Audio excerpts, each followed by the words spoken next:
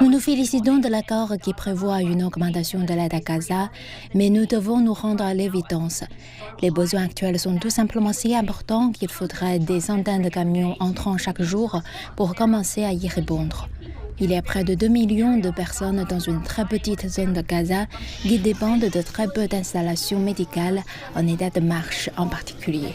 Il y a tellement d'aspects de la santé et de traitements médicaux que les gens reçoivent qui ne peuvent pas être satisfaits en ce moment.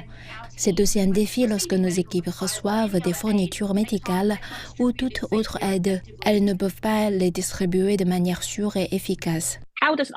Comment le CICR répond-il aux critiques concernant son manque d'action pour assurer l'accès aux otages et garantir leur sécurité et leur bien-être? Nous continuerons à demander publiquement la libération immédiate des personnes retenues en otage et notre accès à ces personnes.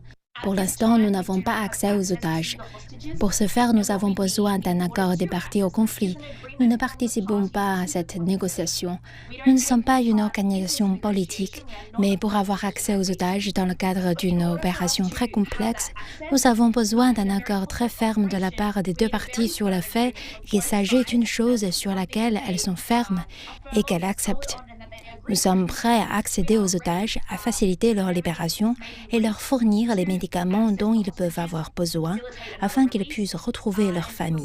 Il sera impossible de le faire et il ne serait pas sûr pour les otages eux-mêmes de le faire, alors que des hostilités armées sont en cours. C'est pourquoi nous avons besoin d'un accord ferme des deux parties au conflit. Nous sommes prêts à jouer notre rôle et à intervenir en tant qu'intermédiaire neutre, mais nous n'avons pas d'affiliation politique. Nous n'avons pas d'armes. Nous ne pouvons pas enfoncer les portes sans cet accord. La présidente du CICR a récemment qualifié le conflit à Gaza d'échec moral de la communauté internationale. Pourriez-vous nous en dire plus sur les implications de cette déclaration et sur la manière dont le CICR envisage de faire face à la situation?